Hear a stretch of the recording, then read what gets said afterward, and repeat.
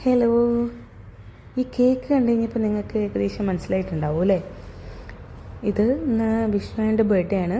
അപ്പോൾ ഞങ്ങൾ കറക്റ്റ് 12 മണിയായപ്പോൾ തന്നെ കേക്ക് കട്ട് ചെയ്തിട്ടുണ്ട്. ഞാനും കിങ്ങൂസും കൂടി ഒരു ചെറിയ സർപ്രൈസൊക്കെ കൊടുക്കാമെന്ന് വിചാരിച്ചതാണ് ആൾക്ക്. അതൊക്കെ കിങ്ങൂസ് തന്നെ കുളമാക്കി. കിങ്ങൂസ് പോയിട്ട് വിഷ്ണുവിനോട് പറഞ്ഞു, ഡ്യൂട്ടി കഴിഞ്ഞ് വന്നപ്പോൾ തന്നെ പറഞ്ഞു ഹാപ്പി ബർത്ത്ഡേ എന്ന് പറഞ്ഞിട്ട് അങ്ങ് ചെന്നു. അപ്പോൾ തന്നെ പ്ലാൻ എല്ലാം പൊളിഞ്ഞു. അപ്പം കിങ്ങുവിൻ്റെ ചിരിയൊക്കെ കണ്ടപ്പോൾ തന്നെ വിഷ്ണുവിനെ ഏകദേശം മനസ്സിലായിട്ടുണ്ടായിരുന്നു. പിന്നെ ഞങ്ങൾ വേഗം പോയി ഫ്രഷായി കേക്കൊക്കെ മുറിക്കാൻ കുക്കിങ്ങൊക്കെ കഴിഞ്ഞ് ഞങ്ങൾ വേഗം കേക്ക് കട്ട് ചെയ്യാൻ വേണ്ടിയത്. ഞങ്ങൾ 3 പേരുമായിരുന്നല്ലോ. നമ്മൾ 3 പേരും കൂടി ഇരുന്ന് കേക്കൊക്കെ കട്ട് ചെയ്ത്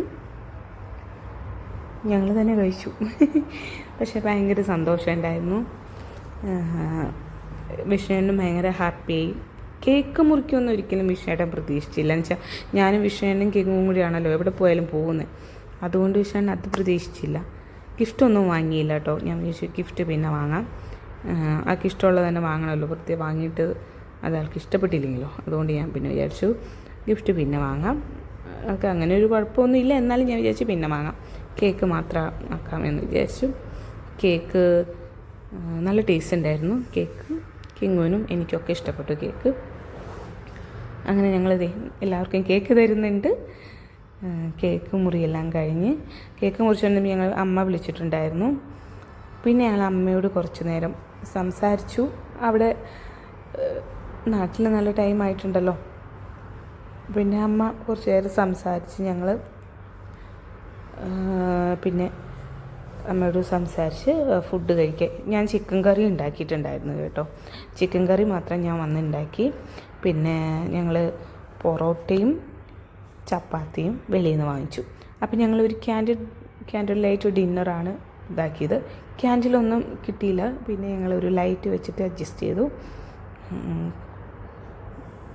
അപ്പോൾ പിന്നെ കിങ്ങു പറയുന്നുണ്ട് സ്വത്തുവിൻ്റെ ബർത്ത്ഡേ ആണ്, കാര്യങ്ങളെല്ലാം വിശദമാക്കി പറയുന്നുണ്ട് കേട്ടോ.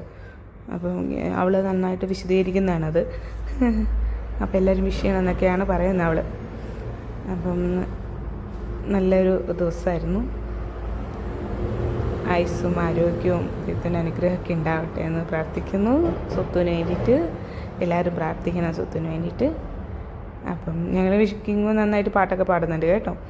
അപ്പം പിന്നെ ഞങ്ങൾ ഐസ്ക്രീം വാങ്ങിയിട്ടുണ്ടായിരുന്നേ നമ്മുടെ സോഫ്റ്റിൽ നിന്ന്.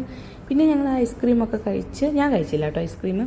അവർ രണ്ടുപേരും ഐസ്ക്രീം കഴിച്ചു, ഞാൻ കഴിച്ചില്ല കേട്ടോ ഐസ്ക്രീം. എന്നുവെച്ചാൽ എനിക്ക് വേണ്ടാന്ന് ചോദിച്ചു. അപ്പോൾ ഇത്രയേ ഉള്ളൂ.